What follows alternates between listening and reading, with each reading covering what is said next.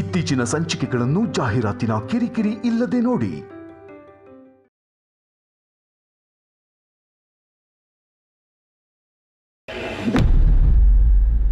ವಿಷಯ ಏನು ಅಂತ ಸರಿಯಾಗಿ ತಿಳ್ಕೊಳ್ಳದೆ ಬಾಯಿಗೆ ಬಂದ ಹಾಗೆ ಮಾತಾಡಬೇಡ ಆದಿ.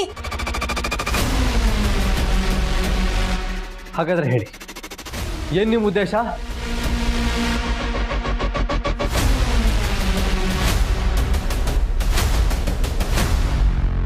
ನನ್ನ ಜಾತಕನ ಯಾಕೆ ತೋರಿಸಿದ್ರಿ?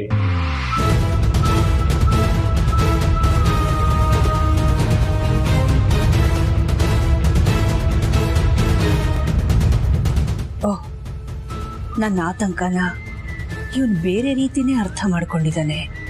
ಒಂದು ವೇಳೆ ನಿನ್ನ ಜಾತಕದಲ್ಲೇ 2ನೇ ಮದುವೆ ಯೋಗ ಇದೆ ಅನ್ನೋ ಸತ್ಯ ಹೇಳಿದ್ರೆ ತಡ್ಕೊಳ್ಳೋ ತಾಳ್ಮೆ ಇವನಲ್ಲಿಲ್ಲ.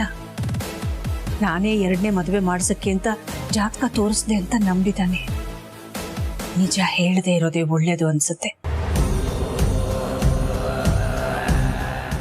ಇವನು ಪಾರ್ವತಿ ಜೊತೆ ಜೀವನ ಪರ್ಯಂತ ಚೆನ್ನಾಗಿರ್ಬೇಕು, ಒಂದಾಗಿರ್ಬೇಕು ಅನ್ನೋದೇ ಅಲ್ವಾ ನನ್ನ ಉದ್ದೇಶ.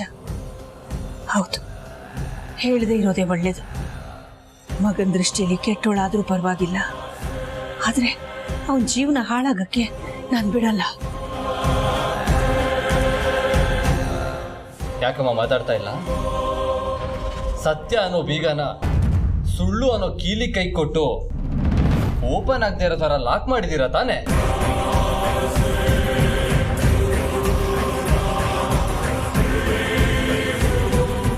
ನಿಮ್ಮ ಇಷ್ಟದ ವಿರುದ್ಧ ಮದುವೆ ಆದ್ವಿ ಅನ್ನೋ ಒಂದೇ ಒಂದು ಕಾರಣಕ್ಕೆ ಪಾರ್ವತಿನ ಅಷ್ಟು ದ್ವೇಷ ಮಾಡ್ತಾ ಇದ್ದೀರಲ್ಲ. ಒಬ್ಬ ತಾಯಿಯಾಗಿ ನೀವು ಮಾಡ್ತಾ ಇರೋ ಸರಿನಾ? ಒಂದು ಹೆಣ್ಣಾಗಿ ಇನ್ನೊಂದು ಹೆಣ್ಣಿಗೆ ಮೋಸ ಮಾಡ್ತಾ ಇದ್ದೀರಲ್ಲ, ಇದು ನ್ಯಾಯನಾ?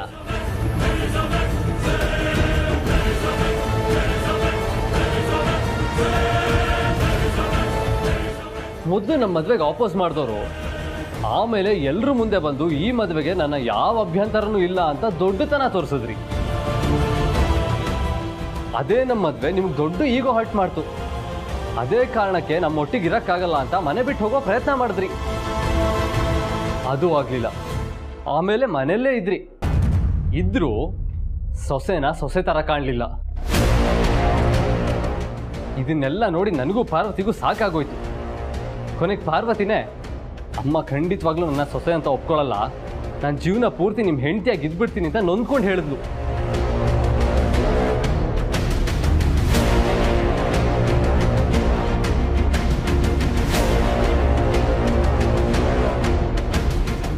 ಅಷ್ಟರಲ್ಲಿ ನೋಡಿದ್ರೆ ಇದ್ಕಿದಾಗೆ ನಿಮ್ಮ ವರ್ತನೆಯಲ್ಲಿ ಬದಲಾವಣೆ ಅನ್ನೋ ಗಾಳಿ ಬೀಸಕ್ಕೆ ಶುರು ಆಯ್ತು. ಪಾರ್ವತಿನ ಎಲ್ಲರ ಮುಂದೆ ಕರೆಸಿ ಸೀರೆ ಒಡವೆ ಕೊಡೋದೇನು, ಅವಳಿಗೆ ಜಡೆ ಹಾಕೋದೇನು, ಊಟಕ್ಕೆ ಪಕ್ಕದಲ್ಲೇ ಕೂರಿಸ್ಕೊಂಡು ಉಪಚಾರ ಮಾಡೋದೇನು.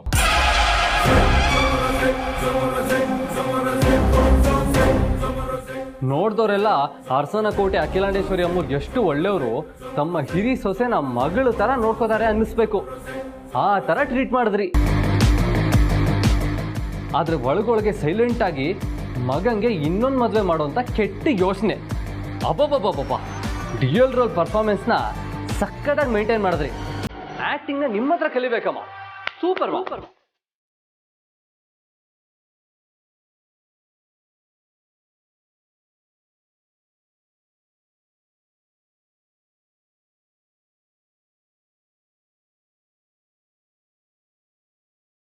ನನಗೆ ಒಂದು ಸತ್ಯ ಅರ್ಥ ಆಗ್ತಿಲ್ಲ. ನಾನು ನಿಮ್ಮ ಗತಾನೆ, ನನ್ನ ಮೇಲೆ ಹರಿತಾ ಇರೋದು ನಿಮ್ದೇ ರಕ್ತ ಅಲ್ವಾ?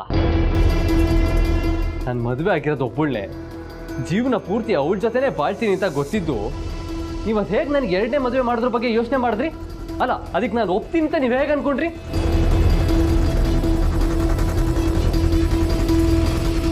ಒಂದು ಸತ್ಯ ತಿಳ್ಕೊಳ್ಳಿ ಅಮ್ಮ, ಬರೀ 1 ಜನ್ಮ ಅಲ್ಲ, 100 ಜನ್ಮ ಹುಟ್ಟು ಬಂದ್ರು ಪಾರ್ವತಿನೇ ನನ್ನ ಹೆಂಡತಿ ಆಗಿರ್ತಾಳೆ.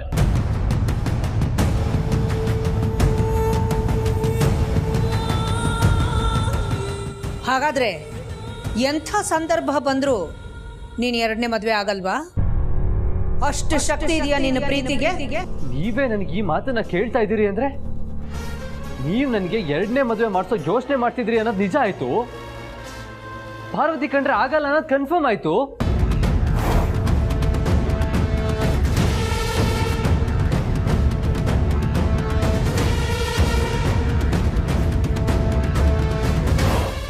ಹೌದು.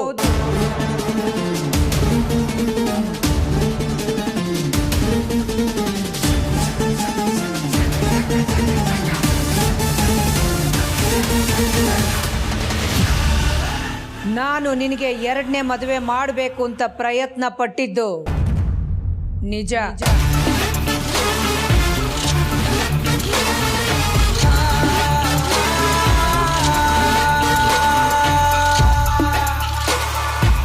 ಹಾಗೇನೆ ಯಾವತ್ತು ಪಾರ್ವತಿ ನಿನ್ನನ್ನ ಮದುವೆ ಮಾಡ್ಕೊಂಡ್ಲೋ ಅವತ್ತಿಂದಾನೆ ನನಗೆ ಅವಳನ್ನ ಕಂಡ್ರೆ ಆಗಲ್ಲ. ಇನ್ನು ಮುಂದೆನೂ ಅವಳು ನನಗೆ ಇಷ್ಟ ಆಗಲ್ಲ.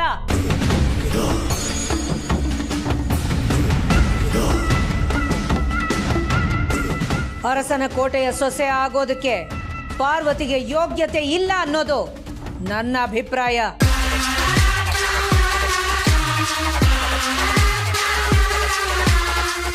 ಇಷ್ಟು ದಿನಾನು ಅವಳು ನನ್ನ ಸೊಸೆಯಾಗಿರೋದು ನನಗಿಷ್ಟ ಇರಲಿಲ್ಲ. ಇತ್ತೀಚೆಗೆ ಯಾಕೋ ಅವಳು ನಿನ್ನ ಹೆಂಡತಿ ಅಂತಾನೂ ನೋಡೋದಕ್ಕೆ ನನ್ನಿಂದ ಸಾಧ್ಯ ಆಗ್ತಾ ಇಲ್ಲ. ಅವಳು ನಿನಗೆ ತಕ್ಕ ಹೆಂಡತಿ ಅಲ್ಲ ಅನ್ನಿಸ್ತಿದೆ. ಅದೇ ಕಾರಣಕ್ಕೆ ನಿನಗೆ ಎರಡನೇ ಮದುವೆ ಮಾಡಬೇಕು ಅಂತ ತೀರ್ಮಾನ ಮಾಡಿದ್ದು.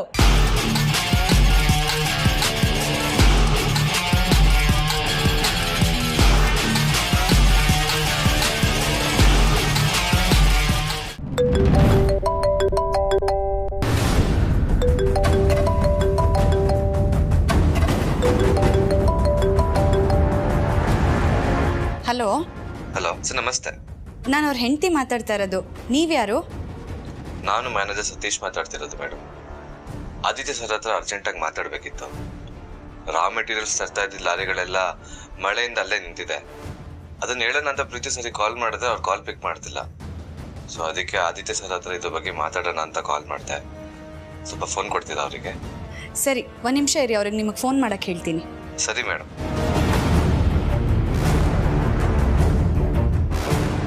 ಸಾಕಮ್ಮ, ಸಾಕು.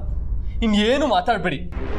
ಪ್ರಪಂಚದಲ್ಲಿ ಕೆಟ್ಟ ಮಗ ಇರ್ಬೋದೇ ಹೊರತು ಯಾವತ್ತು ಕೆಟ್ಟ ತಾಯಿ ಇರಲ್ಲ ಅಂತ ಹೇಳ್ತಾರೆ. ಇವತ್ತು ಆ ಮಾತು ಸುಳ್ಳಾಗೋಯ್ತು. ಯಾರೇನೇ ಹೇಳಿದ್ರು ಪಾರ್ವತಿನೇ ನನಗೆ ಸರಿಯಾದ ಜೋಡಿ. ನಾನು ಬದುಕಿದ್ರು ಸತ್ರು ಅವ್ರ ಜೊತೆಗೇನೆ. ಆದ್ರೆ ನನಗೆ ಹಾಗ ಅನ್ನಿಸ್ತಾ ಇಲ್ಲ. ನಿನ್ನ ಪಾರ್ವತಿ ಮಧ್ಯೆ ಏನೇನು ಹೊಂದಾಣಿಕೆ ಇಲ್ಲ, ಅನ್ಯೋನ್ಯತೆ ಇಲ್ಲ.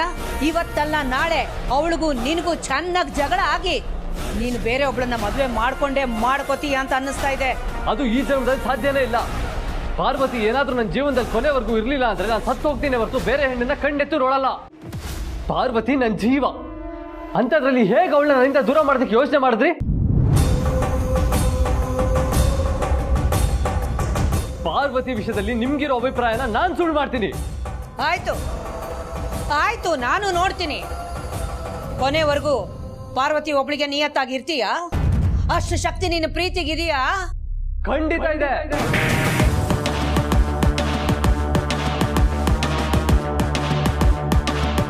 ನಿನ್ನ ಹೆಂಡತಿಗೆ ನಿನ್ನ ಪ್ರೀತಿಗೆ ಜೀವನ ಪೂರ್ತಿ ನಿಯತ್ತಾಗಿರ್ತೀನಿ ಅಂತ ಹೇಳ್ಕೊಳ್ಳೋನಿಗೆ ಸಿಇಒ ಪೋಸ್ಟ್ ಅನ್ನೋದು ನಿನ್ನ ಪ್ರೀತಿನ ನಿನ್ನ ಹೆಂಡತಿನ ನಿನ್ನಿಂದ ದೂರ ಮಾಡಬಹುದು ಅನ್ನೋ ಭಯ ಯಾಕೆ?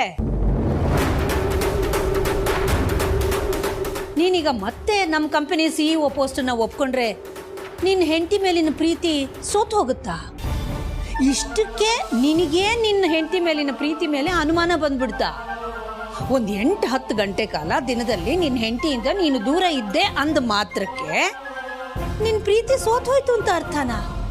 ಈ 8-10 ಗಂಟೆಗಳು ನಿಮ್ಮಿಬ್ರು ಪ್ರೀತಿನಲ್ಲಿ ಬಿರುಕು ತಂದು ಬಿಡುತ್ತಾ?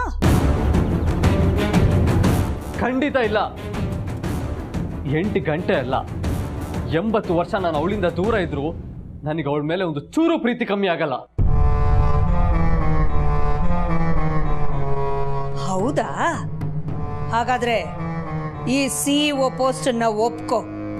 ಏನು ಸಮಸ್ಯೆ? ಸರಿ, ನಾನು ಸಿಇಒ ಆಗೋದಕ್ಕೆ ಒಪ್ಕೋತೀನಿ.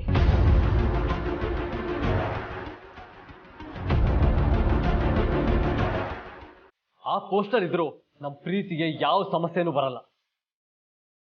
ನಾವಿಬ್ರು ಚೆನ್ನಾಗೇ ಇರ್ತೀವಿ ಅಂತ ನಾನು ಪ್ರೂವ್ ಮಾಡ್ತೀನಿ. ಓ ನಿಜವಾಗ್ಲೂ? ಬೇಕಾದ್ರೆ ಚಾಲೆಂಜ್ ಮಾಡ್ತೀನಿ.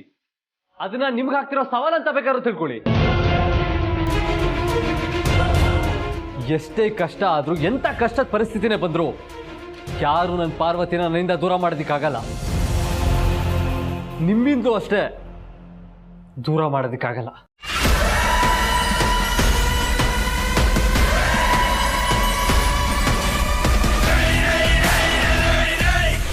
ಆಯ್ತು, ನೋಡೇ ಬಿಡೋಣ. ಆದ್ರೆ ಈ ವಿಷಯ ನನಗೆ ನಿನಗೆ ಇಬ್ಬರಿಗೆ ಮಾತ್ರ ಗೊತ್ತಿರಬೇಕು, ಬೇರೆ ಯಾರಿಗೂ ಗೊತ್ತಾಗಬಾರ್ದು. ಅದರಲ್ಲೂ ಪಾರ್ವತಿಗಂತೂ ಗೊತ್ತಾಗ್ಲೇಬಾರ್ದು. ನೀವು ಯಾವ ಉದ್ದೇಶ ಇಟ್ಕೊಂಡು ಈ ರೀತಿ ಹೇಳ್ತಾ ಇದ್ದೀರಾ ಅಂತ ನನಗೆ ಗೊತ್ತಿಲ್ಲ. ಆದ್ರೆ ನೀವು ನನಗೆ 2ನೇ ಮದುವೆ ಮಾಡೋದಿಕ್ಕೆ ಹೊರಟಿದ್ದೀರಾ ಅಂತ ಪಾರ್ವತಿಗೆ ಏನಾದ್ರೂ ಗೊತ್ತಾದ್ರೆ ಅವ್ರು ತುಂಬಾ ನೊಂದ್ಕೋತಾಳೆ. ಆ ಕಾರಣಕ್ಕಾದ್ರೂ ಈ ವಿಷಯನ ನನ್ನ ಪಾರ್ವತಿಗೆ ಹೇಳಲ್ಲ. ನಂಬಬಹುದಾ? ನಾನು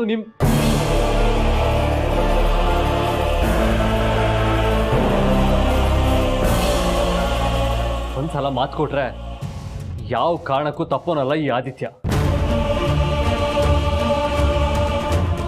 ಗುಡ್, ಒಳ್ಳೇದಾಗ್ಲಿ. ನಮ್ಮಿಬ್ರು ಮಧ್ಯೆ ಹುಡ್ಕೊಂಡಿರೋ ಈ ಪರೀಕ್ಷೆ ಇವತ್ತಿಂದಲೇ, ಈಗ್ಲಿಂದ ಶುರುವಾಗ್ಲಿ.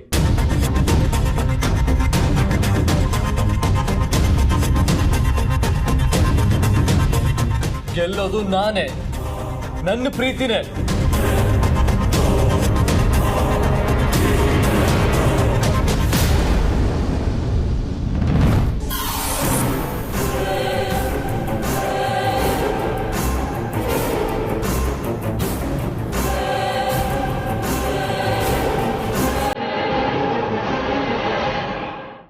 ಪಾರು,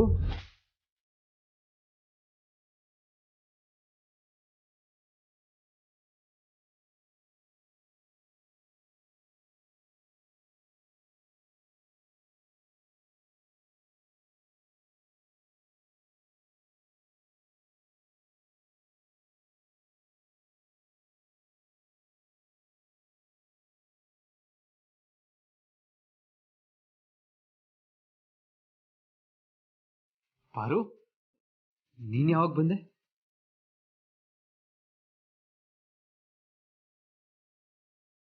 ಇವಾಗ ಬಂದೆ ಯಜಮಾನ್ರೆ.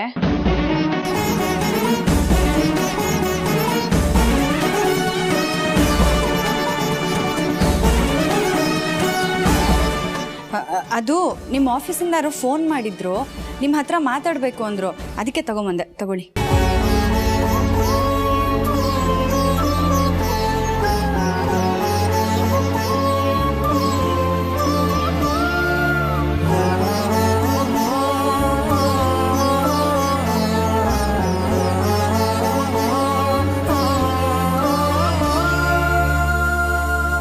ಪಾರು, ಬಾ ಹೋಗೋಣ.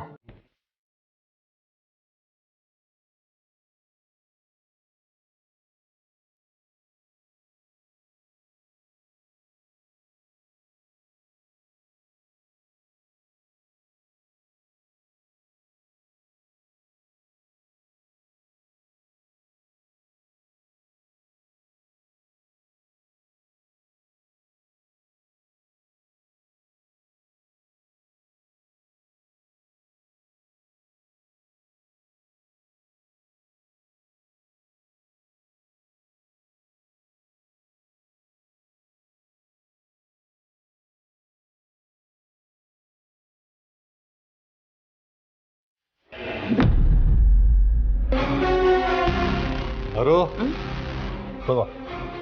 ಏನಣ್ಣ ಇದು ಜಾಮೂನು? ಯಾವ ಖುಷಿಗೆ? ಕಹಾನಿ ಮೇ ನಯಾ ಟ್ವಿಸ್ಟ್ಗೆ. ಇಷ್ಟು ದಿನ ಅಖಿಲ ಪಾರುಗೆ ಜಡೆ ಹೆಣ್ದಿದ್ದೇನೋ, ಪಕ್ಕದಲ್ಲಿ ಕೂರಿಸ್ಕೊಂಡು ಊಟ ಮಾಡಿಸಿದ್ದೇನೋ, ಇದನ್ನೆಲ್ಲ ನೋಡಿ ನಮಗೆ ಎಲ್ಲಿ ಅಖಿಲ ಪಾರುನ ಸೊಸೆ ಅಂತ ಒಪ್ಕೊಬಿಡ್ತಾಳೋ ಅಂತ ನಾವು ಟೆನ್ಷನ್ ಆಗಿದ್ವಿ ಅಲ್ವಾ. ಆದ್ರೆ ನಡೀತಾ ಇರೋದೇ ಬೇರೆ. ಅಖಿಲಾಂಡೇಶ್ವರಿ ಪಾರ್ವತಿನ ಸೊಸೆ ಅಂತ ಒಪ್ಕೊಳ್ಳೋದಿರ್ಲಿ, ಮಗನ ಹೆಂಡತಿ ಅಂತ ಒಪ್ಕೊಳ್ಳೋದಕ್ಕೂ ತಯಾರಿಲ್ಲ. ಅದು ಅಲ್ಲದೆ ಆದಿತ್ಯನ್ಗೆ ಖುಷಿಯಾಗಿ 2ನೇ ಮದುವೆ ಮಾಡಕ್ ಕೊಡ್ತಾ ಇದ್ದಾಳೆ. ಬಯಸದೇ ಬಂದ ಭಾಗ್ಯ ಅಂದ್ರೆ ಇದು ನಮ್ಮ ಪಾರ್ಕ್ ಬಂದಂಗಲ್ವಾ. ನಾವು ಹೊರಗಡೆಯಿಂದ ಅರಸನ ಕೋಟೆನ ಬೀಳಿಸ್ಬೇಕು ಅಂತ ಪ್ರಯತ್ನ ಪಡ್ತೀವಿ. ಆದ್ರೆ ಅಖಿಲ ತಾನೇ ಕಟ್ಟಿರೋ ಸಾಮ್ರಾಜ್ಯನ ಅವಳೇ ಉರುಳಿಸ್ತಾ ಇದ್ದಾಳೆ. ಇದಪ್ಪ ಆಟ ಅಂದ್ರೆ ಇನ್ಮೇಲೆ ಮಜಾ ಬರುತ್ತೆ ನೋಡು. ಅರು, ನೀನು ಅಖಿಲನ್ ಬಗ್ಗೆ ಹೇಳ್ತಾ ಇದೀಯಾ? ಆದಿತ್ಯ ಏನ್ ಕಮ್ಮಿ? ತಾಯಿ ಮಾತೆ ವೇದವಾಕ್ಯ ಅಂತಿದ್ದವನು ಈಗ ತಾಯಿ ವಿರುದ್ಧನೇ ತಿರುಗಿ ಬಿದ್ದಿದ್ದಾನೆ. ಈ ಅಮ್ಮ ಮಗನ್ ಚಾಲೆಂಜು ನನಗೆ ಲೇಟ್ ಆಗಿ ಕಿಕ್ಕೊಡೋ ಹಳೆ ಸ್ಕಾಚ್ ತರ ಫೀಲ್ ಆಗ್ತಾ ಇದೆ. ಪ್ರೀತುನಿಟ್ಕೊಂಡು ಮನೆ ಹೊಡೆಯೋ ಕೆಲ್ಸ ಮಾಡ್ತಾ ಇದ್ವಿ, ಆದ್ರೆ ಈಗ ಆ ಕೆಲ್ಸನ ಅಖಿಲಾನೇ ಈಸಿ ಮಾಡ್ಕೊಟ್ಬಿಟ್ಟಿದ್ದಾಳೆ. ಹಾಗಾದ್ರೆ ಯಾರು ಇನ್ ಮುಂದೆ ನಮ್ಗೆ ಪ್ರೀತು ಯೂಸ್ ಇಲ್ಲ ಅಲ್ವಾ?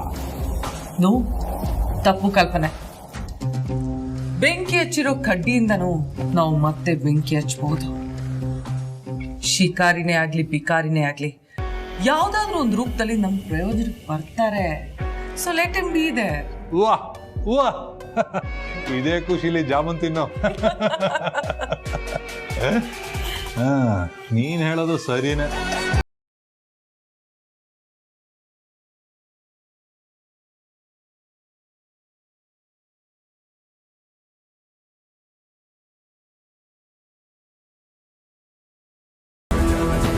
ನಾವಿಬ್ರು ಚೆನ್ನಾಗೇ ಇರ್ತೀವಿ ಅಂತ ನಾನು ಪ್ರೂವ್ ಮಾಡ್ತೀನಿ. ಓ, ನಿಜವಾಗ್ಲೂ? ಬೇಕಾದ್ರೆ ಚಾಲೆಂಜ್ ಮಾಡ್ತೀನಿ.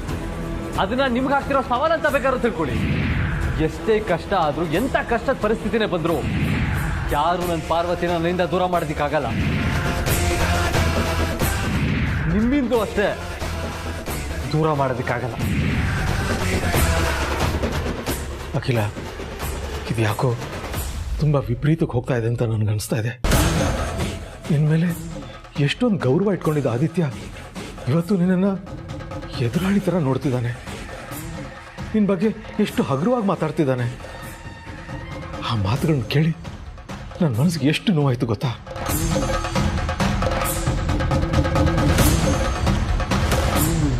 ಅಖಿಲ, ಪಾರ್ವತಿ ಸದಾಕಾಲ ಅವನ ಜೊತೆ ಇರಬೇಕು ಅಂತ ನೀನು ಇಷ್ಟೆಲ್ಲ ಒದ್ದಾಡ್ತಿದ್ಯಾ. ಆದರೆ ಅವನ ಮುಂದೆ ಪಾರ್ವತಿ ನಿನ್ಗೆ ಇಷ್ಟನೇ ಇಲ್ಲ ಅನ್ನೋ ಥರ ಸತ್ಯದ ತಲೆ ಮೇಲೆ ಹೊಡೆದಾಗ ಹೇಳಿದೆ. ಇದರಿಂದಾಗಿ ಇನ್ನು ಮುಂದೆ ಅವನು ದಿನ ಬೆಳಗಾದ್ರೆ ನಿನ್ನ ಮನಸ್ಸಿಗೆ ನೋವಾಗೋ ಥರ ನಡ್ಕೊಳಲ್ವಾ? ಅವ್ರ ಸಂಬಂಧನ ಗಟ್ಟಿ ಮಾಡೋ ಭರದಲ್ಲಿ ನೀನು ನಿನ್ನ ಮಗ ಎಲ್ಲಿ ದೂರ ಆಗ್ಬಿಡ್ತೀರ ಅನ್ನೋ ಭಯ ಶುರುವಾಗಿದೆ. ಇಲ್ಲ ಅಖಿಲ, ಹಾಗಾಗಕ್ಕೆ ನಾನು ಬಿಡಲ್ಲ. ಈಗಲೇ ಆದಿತ್ಯನ ಹತ್ರ ಹೋಗಿ ಎರಡನೇ ಮದುವೆ ಆಸೆ ನಿಮ್ಮ ಅಮ್ಮಂದಲ್ಲ, ನೀನು ಜಾತಕ ನೋಡಿ ಗುರುಗಳು ಹೇಳಿದ್ದು ಅಂತ ಹೇಳ್ತೀನಿ. ನಿನ್ನ ಬಗ್ಗೆ ತಿಳ್ಕೊಂಡಿರೋ ತಪ್ಪು ಅಭಿಪ್ರಾಯನ ಈಗಲೇ ಸರಿಪಡಿಸ್ತೀನಿ. ರಘು, ಬೇಡ ರಘು. ಯಾವ ಕಾರಣಕ್ಕೂ ಆದಿತ್ಯನಿಗೆ ಈ ವಿಷಯ ಗೊತ್ತಾಗೋದು ಬೇಡ. ನಾನು ಹೀಗೆಲ್ಲ ಮಾಡಿದ್ರೆ ಹಿಂದೆ ಒಂದು ಸಂದಿಗ್ಧ ಪರಿಸ್ಥಿತಿ ಇದೆ, ಒಂದು ಒಳ್ಳೆ ಉದ್ದೇಶ ಇದೆ.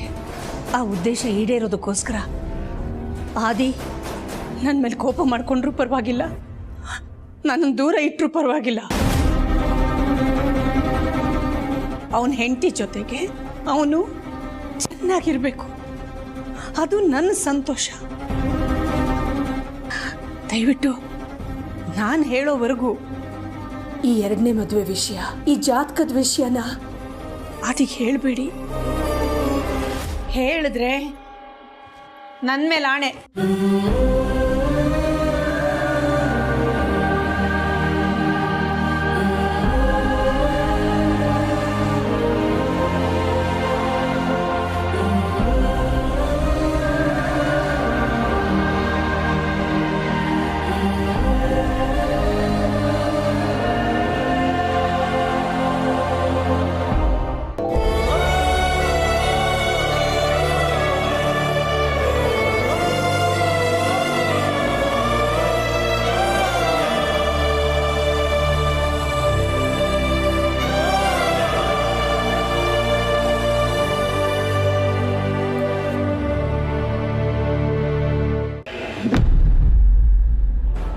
ಏನು ಹೇಳಿದ್ರಿ? ಅತ್ತೆ ಅಮ್ಮ ಆಫೀಸಲ್ಲಿ ನಿಮಗೆ ಮೊದಲಿನ ಸ್ಥಾನ ಕೊಡ್ತಾ ಇದ್ದಾರಾ? ನೀವು ಒಪ್ಕೊಂಡ್ರಾ? ಒಪ್ಕೊಂಡೆ. ಅಲ್ಲ, ನಿಮ್ಮ ತಮ್ಮಂಗಿದ್ರಿಂದ ಬೇಜಾರಾಗಲ್ವಾ? ಅಮ್ಮ ಅವನ ಹತ್ರ ಮಾತಾಡಕ್ಕೆ ಹೋಗಿದ್ರಂತೆ. ಆದರೆ ಅವ್ರ ಮಾತು ಕೇಳೋ ಪೇಷನ್ಸ್ ಅವನಿಗಿರಲಿಲ್ಲ ಅಂತ ಹೇಳಿದ್ರು. ಅಷ್ಟಕ್ಕೂ ಆ ಜವಾಬ್ದಾರಿ ಅವನಿಗೆ ನಿಭಾಯಿಸೋಕ್ಕಾಗ್ತಿಲ್ಲ ಅಂತ ನನಗೆ ಕೊಡ್ತಾ ಇದ್ದಾರೆ. ಅದೇನೋ ಸರಿ, ಆದರೆ ಈ ವಿಷಯ ಅವ್ರಿಗೆ ಗೊತ್ತಾದರೆ ಅವ್ರಿಗೆ ಎಷ್ಟು ಬೇಜಾರಾಗುತ್ತೋ ಏನೋ. ಆ ಜವಾಬ್ದಾರಿ ನನಗೆ ಕೊಡ್ತಾ ಇದ್ದಾರೆ ಅಂದರೆ ಅವನೇನು ಅಂದ್ಕೊಳ್ಳಲ್ಲ, ಆದರೆ ಜನನಿ ಏನಾದರೂ ಬೇಜಾರು ಮಾಡ್ಕೊಳ್ತಾಳೋ ಏನೋ. ನಾನು ಏನೂ ಅಂದ್ಕೊಳ್ಳಲ್ಲ ಭಾವ. ಅಷ್ಟಕ್ಕೂ ಆ ಜಾಗ ಪ್ರೀತಿಗಿಂತ ಚೆನ್ನಾಗಿ ನಿಮಗೆ ಒಪ್ಪುತ್ತೆ.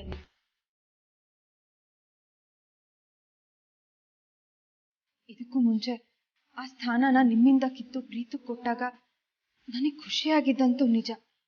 ಆದರೆ ಆಗ ನನ್ನ ಮನಸ್ಥಿತಿ ಸರಿ ಇರಲಿಲ್ಲ. ಚಿಕ್ಕತ್ತೆ ಮಾತನ್ನ ನಂಬ್ಕೊಂಡು ಪಾಪ ಪಾರ್ವತಿಯವರನ್ನ ತಪ್ಪಾಗಿ ತಿಳ್ಕೊಂಡ್ಬಿಟ್ಟಿದ್ದೆ. ಆದ್ರೆ ಈಗ ಯಾರು ಏನು ಅಂತ ನನಗೆ ಚೆನ್ನಾಗಿ ಅರ್ಥ ಆಗಿದೆ. ಆ ಪೋಸ್ಟ್ ನಿಮಗೆ ಸಿಕ್ಕಿರೋದಕ್ಕೆ ನನ್ನ ಕಡೆಯಿಂದ ಕಂಗ್ರ್ಯಾಚುಲೇಷನ್ಸ್ ಬಾವಾ. ಥ್ಯಾಂಕ್ಸ್ ಸೊ ಮಚ್ ಅನ್ನಿ. ಪ್ರೀತು ಎಲ್ಲಿ? ಅವನಿಗೂ ಒಂದ್ಸತಿ ಈ ವಿಷಯನ ಹೇಳ್ತೀನಿ. ಇನ್ ಕೇಸ್ ಅವನೇ ಕಂಟಿನ್ಯೂ ಮಾಡ್ಕೊಂಡು ಹೋಗ್ತೀನಿ ಅಂದರೆ ಪರವಾಗಿಲ್ಲ, ನಾನು ಬಿಟ್ಕೊಡ್ತೀನಿ. ಯಾವ ಪೋಸ್ಟೂ ನನ್ನ ತಮ್ಮನಿಗಿಂತ ದೊಡ್ಡದಲ್ಲ. ಅಯ್ಯೋ ಭಾವ, ಮತ್ತೆ ಅಂತ ದಟ್ ಕೆಲಸನ ಮಾಡೋದಕ್ಕೆ ಹೋಗಬೇಡಿ. ಅತ್ತೆ ಕೊಟ್ಟಿರೋ ಪೋಸ್ಟನ್ನ ಕಂಟಿನ್ಯೂ ಮಾಡ್ಕೊಂಡು ಹೋಗಿ, ಅದೇ ಒಳ್ಳೇದು. ಪಾರ್ವತಿಯವರೇ, ಆ CEO ಸ್ಥಾನನ ಮತ್ತೆ ಭಾವಂಗೆ ಯಾಕೆ ಕೊಟ್ಟಿದ್ದಾರೆ ಹೇಳಿ? ಗೊತ್ತಿಲ್ಲ. ಪ್ರೀತು ಬೇಜವಾಬ್ದಾರಿತನ ಒಂದ್ ಕಾರಣ ಆದ್ರೆ ಮತ್ತೆ ಅಮ್ಮ ಮಗನ ಸಂಬಂಧ ಮೊದ್ಲಿನ ತರ ಆಗ್ಬೇಕು ಅನ್ನೋದು ಇನ್ನೊಂದು ಕಾರಣ ಆಗಿರಬಹುದು.